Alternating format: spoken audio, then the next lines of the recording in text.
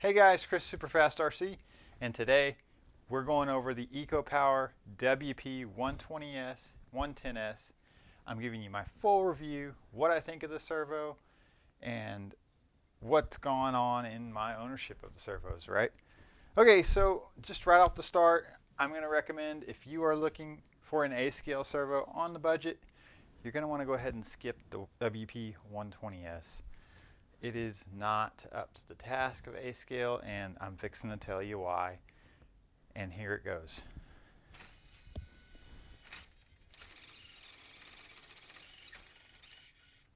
Gear set's gone. Guys, this is a metal gear set. It's marketed towards A-scale racing, or A-scale. I don't know what else you would be doing with A-scale. I guess bashing, but at bashing, I think you'd even want a stronger servo than this. But you can see it right there, A-scale, and it's got the check mark right by it. So they are marketing this towards A-scale. This is a brand new one in the box, guys, and I'll tell you why I have this in just a second. So anyways, I've had 4 of these servos, guys. Originally, I had issues with them not centering correctly, and basically it comes down to the gear set once again. So here's one of my original servos, and I just want to show you. See that right there? That's gear slop, and that pretty much sums up the 120S in a nutshell. It is a great servo electrically. I mean, it's got tons of speed and power, plenty for A-scale, really anything you want to do. But the gear set just lets them down, guys. And when it gets this much slop, it has trouble centering. It starts shaking. Yeah, so it's not a real good servo, I think, for any scale. I mean, it might be okay for 10th scale if you go real easy on it. But guys, these gears are aluminum, and they're not good quality aluminum at that. We're going to go ahead and rip this guy apart real quick and show you what failed. But before I do that, I want to give a shout out to A-Main. You know, if you guys don't know, A-Main, excellent company. They are the owner of EcoPower. They're the ones that are putting these servos out there. I contacted them with the issues I was having with these 2 servos, the shaking and non-centering. They sent me 2 new ones out just to kind of see if that might fix the problem. They said they've never heard of that issue before, and they were going to send me 2 new ones, so they went ahead and did. This is one of the new ones. Guys, it had the same shaking issues even before the gear stripped out on it. Yeah, I just can't recommend these for A-scale use. Like I said, the only thing letting the servo down is the gear set. If it weren't for the gear set, it'd be a great servo, guys. It's coreless, got over 300 ounce-inches of torque, and it's below 0.10 in speed. So plenty of speed and power. It's just the gear sets, dude. They just can't take it. So I've got this one brand new in the box. Probably going to sell it. I'm not even going to open it up. It's really no use to me, guys. So yeah. And for those of you who are asking, that gear, are going to say that gear slop is normal in a servo. It's not. Here's the EcoPower. Here's a Savox 2292 SG. Go ahead and put that on there. There's no movement. Okay, once again, the EcoPower. This is just a random one I just picked up. There's the slop. Here's the Savox. No movement, guys. Completely solid. So let's go ahead and get the servo opened up, and we'll see what failed.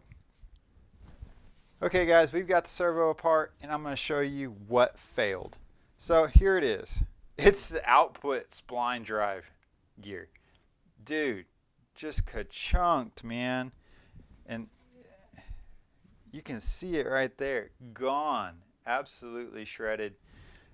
This is the mate to that gear. The inner drive, the smaller gear set there. You can see all the aluminum that's shredded, right? These are all aluminum gears, guys, and soft aluminum at that. I mean, let's see how much it would take to just break one of these gears or make it unusable. I know it ain't going to take much.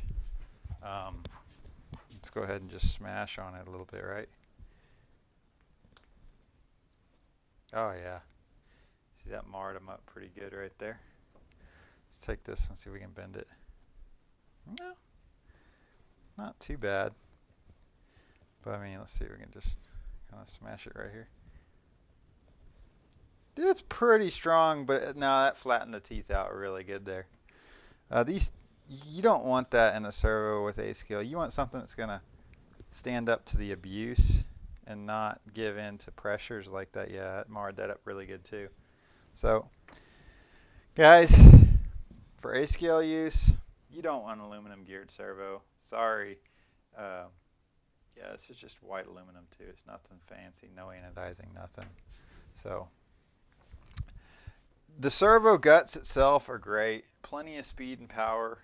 If they were to replace the gear sets alone with a steel gear set, dude, these servos would be great. I mean, they have tons of speed and torque, plenty for A scale. The aluminum gear set is all that lets them down. And I'm going to mirror that with the 110S. Now, they do market the 110S for 10th scale use only, but it's got the same aluminum gear set. And I just want to show you guys, the slop is developing. Now, this has only been a throttle servo, it's throttle and brake. But as you can see, that slop is there. Now, it's not trying to correct it like the 120S would be trying to do. This 120S right here will try and kind of jitter back and forth. So I've got it plugged in now. You see that right there? If I try and wiggle on it, how it jitters back and forth. That causes your wheels to shake uncontrollably when they're off the ground. And I'll insert a little clip of what it does here, but yeah, you don't want that. But I mean, look at that, guys. That's awesome speed and torque. I mean, it's plenty for A scale. But you don't want this. This is not cool. That jittering, somebody lifts your car off the ground, your wheels start shaking. Man, it's kind of like, well, what's wrong with your car? Oh, I've got a cheap servo. Sorry. Let me show you what a real servo looks like. And now this is twice the price, over twice the price of the EcoPower 120S. This is the 2292 SG. This is my gold standard now, servo. No real side-to-side movement on the gear set at all. And it does not jitter. It just kind of self-corrects when you put pressure on it. And you can hear it. Of course, this is a brushless servo, so it's not a real fair comparison. But you see that centering. There's no jitter there. Nothing at all. But that's comparing apples to oranges, really. Guys, A-Main's, if you shop at A-Main, if you're an RC racer, you shop at A-Main, you know what EcoPower is. It's a lower end line, right? But if they're going to market a product towards A scale use, right here, A scale, it should be able to stand up to the abuse. And the 120S, it just doesn't. So I can't recommend it for A scale use. Hell, I wouldn't even recommend it for 10th scale use. You're going to use this in an airplane? Yeah, be great. Don't use it in a car.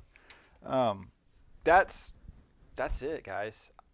I can't say anything more. A-Main is great. They gave me replacement servos just to try again and see if it was a fluke. Not a fluke. It's the aluminum gears. There's no doubt about it. Like I said, replace it with steel gears. If they release a steel gear set and quit making this with aluminum gears, put steel gears in it, problem will be solved. Until then, I can't recommend the WP120S really for anything.